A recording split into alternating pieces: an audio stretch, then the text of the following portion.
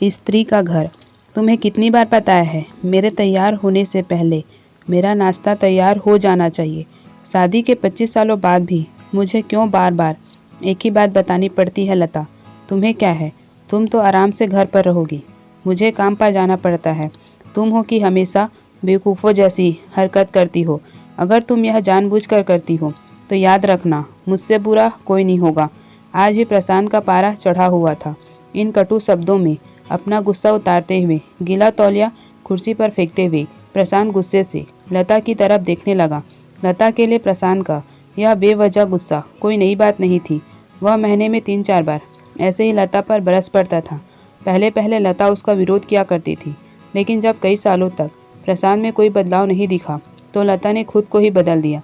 अब प्रशांत के कुछ भी कहने से लता को कोई फर्क नहीं पड़ता था। प्रशांत हर बात को चुपचाप सिर झुकाए सुन लेती थी। शादी के पहले 5 साल तक लता ने पूरी कोशिश की थी प्रशांत को बदला जाए, लेकिन फालतू का गुस्सा करना और बाद में लता को भला बुरा कहना, यह मानो जैसे उसकी आदत बन गई थी। कोई भी वाद विवाद होता प्रशांत सीधा लता को बोल देता, अगर मैं तुम्हें अच्छा नहीं लगता तो क्यों नहीं चली जाती अपने मायके, क्यों रहती हो मेरे साथ? इतना सब कुछ होने के बावजूद लता प्रशांत के साथ रहती थी, क्योंकि उसे अपनी बेटी की फिक्र थी। और वह जाती भी तो कहाँ, अपने बूढ़े हो चुके माँ बाप को इस उम्र में परेशान करना वह नहीं चाहती थी। समाज और लोग क्या कहेंगे, यह भी तो उसे देखना था। वह इतनी पढ़ी लिखी भी तो नहीं थी, खुद जाकर कोई नौकरी कर सके और अपना और अपनी बेटी का पालन पोषण कर सके। लता को अब अपनी फिक्र नहीं थी, उसको फिक्र थी तो बस अपनी शादी लायक हो रही बेटी की। लता नहीं चाहती थी पति पत्नी के झगड़े की वजह से काव्या डिस्टर्ब हो। काव्या की पढ़ाई पूरी हो चुकी थी, उसके लिए अब शादी के रिश्ते आने लगे थे। कई रिश्तों को काव्या ने ठुकरा चुकी थी। 2-3 महीने बाद एक अच्छा रिश्ता आया। रिश्तेदारों और पहचान के लोगों ने भी लड़के के बहुत गुणगान किए थे। प्रशांत एक शाम अपनी बेटी के पास बैठकर उसे बताने लगा, काव्या बहुत अच्छा लड़का है, पढ़ा लिखा है, बड़ा घर है, बहुत अच्छी नौकरी है। ऐसे रिश्ते बार बार नहीं आते बेटा, इस बार मना मत करना। काव्या अपने पिता से ज़्यादा बात नहीं करती थी, शायद डरती थी या शायद नफरत करती थी, लेकिन आज वो अपनी पूरी हिम्मत इकट्ठा कर बोली, मुझे अभी शादी नहीं करना है पापा, मैं नौकरी करना चाहती हूँ, खुद अपने पैरों पर खड़ी होना चाहती हूँ। हाँ तो उसमें क्या बड़ी बात है, मैंने लड़के से बात की है, वह तुम्हें किसी बात के लिए नहीं रोकेगा। तुम शादी के बाद भी नौकरी कर सकती हो, वह तुम्हें नौकरी के लिए परमिशन देगा। प्रशांत बोला, मेरा नौकरी करना या ना करना उसकी परमिशन पर क्यों डिपेंड रहेगा पापा?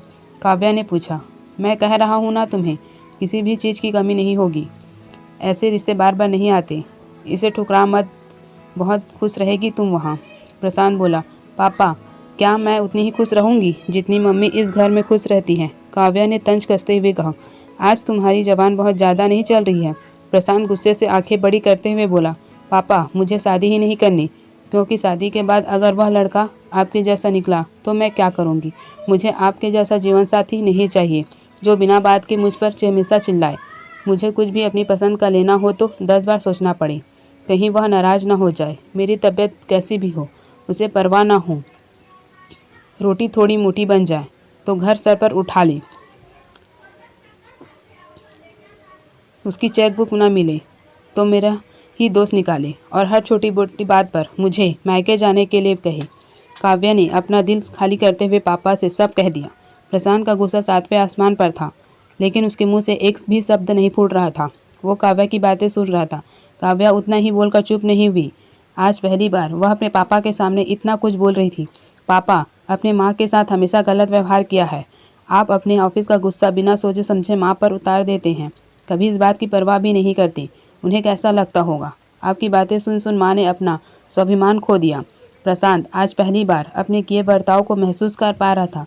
वो इतना ही बोल पाया, जो तुम्हारा मन है वो करो, मैं तो इतना बुरा हूँ ना? काव्या ने प्रशांत का हाथ पकड़ा और बोली, पापा मुझे सिर्फ एक सवाल का जवाब दे दो, क्या आप चाहोगे मेरा पति आपके जैसा हो? अगर आपका जवाब हाँ है तो कर दीजिए मेरा रिश्ता आज ही, और ना है तो मुझे आत्मनिर्भर बनने दीजिए। प्रशांत कुछ भी ना बोल पाया और वहाँ से चुपचाप बाहर चला गया। आज उसे लता के सामने जाने में शर्म आ रही थी। चलते चलते उसकी आंखों से आंसू बह रहे थे। प्रशांत ने आज अपने आप को बदलने का निश्चय किया। अगले दिन से लता ने अपने पति में काफ़ी बदलाव देखा। वह सोचने लगी, जो हिम्मत काव्या ने दिखाई वह हिम्मत अगर मैं पहले दिखाती तो शायद आज परिस्थिति कुछ और होती। अब काव्या पढ़ लिख कर कुछ अच्छी नौकरी करने लगी और 3 साल बाद उसके लिए एक अच्छा रिश्ता आया। और उसकी विदाई पर प्रशांत बोला, बेटा तू हमेशा खुश रहेगी क्योंकि तेरा पति तेरे बाप जैसा नहीं है। प्रशांत की यह बात सुनकर लता और काव्या की आंखों से आंसू बहने लगी। दोस्तों, हमारे समाज में औरतों को भले ही देवी का दर्जा दिया जाता है, लेकिन वह स्वतंत्रता नहीं दी जाती जो उन्हें देनी चाहिए।